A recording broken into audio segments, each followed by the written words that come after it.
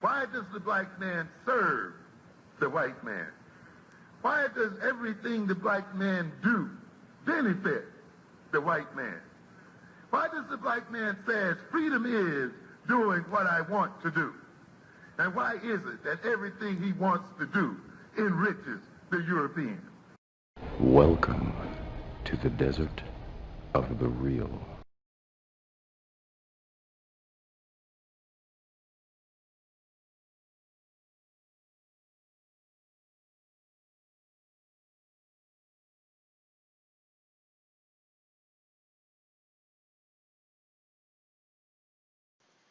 Peace, family. It's your brother, Mr. Holism. The topic for today is Talking Point Smash version 2.5, Niggers versus Black People Fallacy. Don't you find it interesting when some black folks who make a distinction between black people and niggers always grandfather themselves on the black people side? I guess that's just a coincidence, huh? These same people who want to draw these distinctions, they automatically assume that they're not niggas. That everybody else is a nigga except them. They're on the black people side. They're the good black people. Those other black folks are niggas. And it's usually very class oriented. And I have a question. If you were raised in Compton, California, do you automatically fall under the nigger category? If you were born in Philadelphia, do you automatically fall, well, not Philly, the entire state, but the urban areas of Philadelphia, do you automatically just fall under the nigger category? If you were born in the Bronx, Bed-Stuy, Brownsville, East New York, do you automatically fall under the nigger category? And who's determining who's the nigger and who's the real black people? And how do you make that policy within our culture? What's the mechanism that you're going to use to determine who's a nigger and who's a black person? Let me give you an example of the dichotomy of what I'm talking about. You have an organization, and you start your organization out with 10 people. 10 people are contributing toward this organization on a monthly basis to maintain the organization's website. At some point, it's determined that the website that's being utilized, you have no real control over, and you can't download it and you can't control your content. So the 10 people decide, wait a minute, how are we going to call ourselves an independent ownership, kicking ownership rhetoric and the rhetoric of owning and controlling shit if you don't even own and control your own website? So the 10 people make a decision that they're going to get their own web domain, their own website, and have full control over their content. This is an open discussion amongst the 10 people. Everybody in that discussion is a part of the building of the website. And then when it comes time to transition from the website that you don't control to the website that you have full control over, one person out of that 10 decides that they're going to disconnect the PayPal account from the site that we didn't control and not tell anyone that they were doing that. In the meantime, take over the site that we were previously on and pay for it by themselves. All in the attempts to basically separate themselves from the 10. But don't let the 10 know anything about it. The only time the 10 find out anything about it is when it comes time to pay for the new site, which is about 6 months later. So one person decides that they're going to take a concept or an organization that's a good organization with a righteous cause and try to fracture it and split it in two. Why? For their own ego and self-gratification, because they want to be in control. They would rather be in control of a website that you don't really have any control over than to be a part of something that we all control together. So all of the talk about rule of law, all the talk about honor, all the talk about principles go right out the window. And what do? They do something that satisfies their own self and their own ego at the expense of the group. Now, is that person a black person or is that person a nigger? See, the problem that I have with this classification shit is that Negroes, one thing that I will say about being a part of the cultural conscious community or black nationalism or African centered progressive, whatever label you want to give it, we all know what we're talking about. I can say this with 100% surety. If you don't love black people, you're not going to last. You're going to drop out. You're going to do your own thing because you don't have no love for our people as a whole. Now, let me tell you what I mean by that, because there's certain mouth-breathing idiots that don't understand this concept. I'll take it on a personal level. And I spoke about this on my friend's live stream, Soraya, Spirit Lifters, which you got to check out. It's on my playlist. You can check out her content. My sister really treated my mom horrifically. Disrespectful, cursing her out, all of this, calling her names. I mean, saying nasty, disgusting things to her. My mom was sick, in her final years. And she didn't get a chance to go, other than me and my brother being there, she didn't really get a chance to just go out in peace. Now, at the funeral, and even after the funeral, by all rights, if I'm a petty person, I could say, you know what? Fuck my sister. For what she did to my mom, me and you will never ever speak again. But I didn't do that. I said, what's done is done. I can't bring my mom back. I can't go back in time and try to fix things between her and my sister. All I could do is look at the relationship that I had with my mom and how close we were and how much we loved each other and how much I did for her. I don't have any regrets about my relationship with my mom. So the only thing that I could do going forward, I'm not going to go and not talk to my sister. I'm not going to go and hate my sister. That's my sister and I love her. But just because I love her, does that mean that she can come and stay with me? Does that mean that she can ask me for money and every time she needs a dollar, I'm going to give it to her? No. I love you because you're my family and you're my sister, but I ain't fucking with you like that. And it's not because I hate you. It's not because I think that you're a Pookie and a Ray Ray and all of this dumb shit. It's because of what you did. It's because of your actions. That's a specific thing I'm going to give you that could give you an idea of how I think about the whole. Is everybody out here, are there such things as niggers? Yes. Definitely. But to try to draw this distinction like, well, there's niggers and there's black people, that the whole purpose behind that distinction is for the person that considers themselves a black person to have some high moral ground to stand on to separate themselves from the other ilk of black folks that they find undesirable and make them feel better about themselves.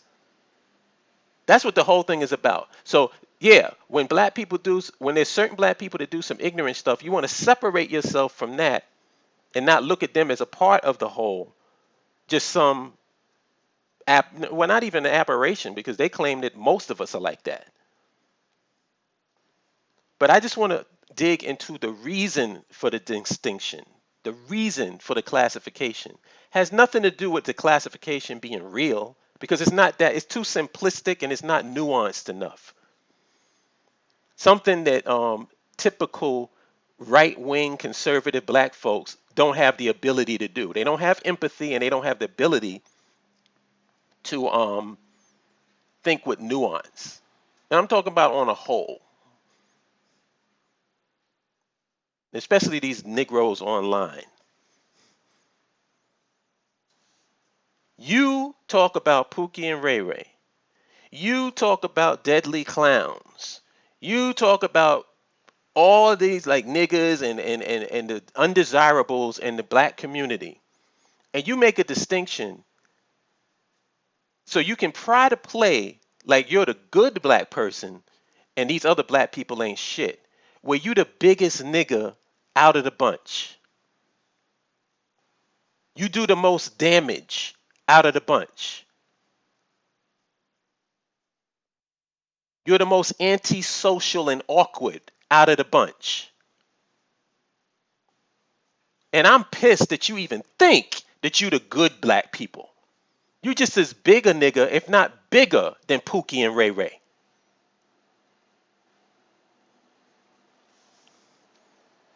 And you got the nerve to try to pretend like you the one that everybody should be the model for everyone, that everyone should be looking up to. You got niggas out here talking about the black family, and we gotta maintain the the patriarchy, the man, and all this other stuff, and we against matriarchal societies and stuff. Not even fucking understanding what a matriarchal society is or a patriarchal society. Have no fucking clue what you're talking about. And you want to talk about the black family, and you want to talk about relationships, and you don't have a black family, and you don't have any relationships. You talk about man, woman, and child. Well, you got the man part. Where's the woman and the child? Everybody got so many fucking opinions. I swear, it's crazy to me. You got people that's calling themselves life coaches, and they're not in any relationships and don't have no family. But they're giving you advice on how to get along with men and how to get along with women.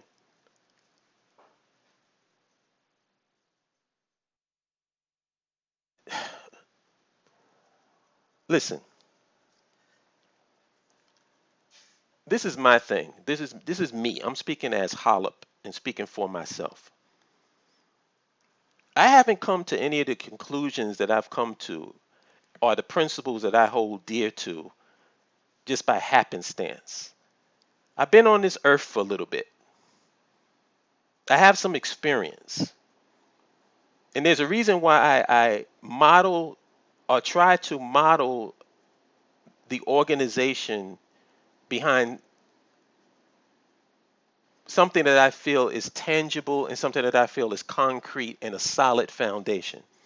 Just recently, there was some guy who was using the Black Lives Matter banner, and I'm not even going to blame them as an organization because I already know when it comes to organizations, you have people that will scream the name of the organization and they don't represent shit about the organization, but they'll take the name and try to run with it.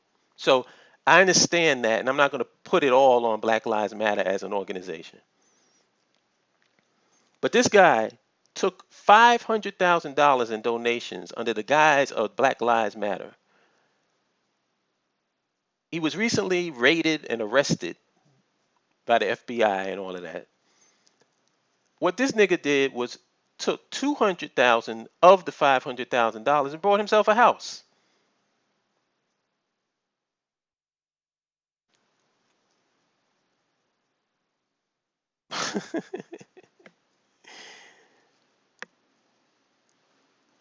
I'm not gonna say what I think we should do to people like that because that would be kind of stupid to do that on a lot, like over the YouTube um, stream or platform.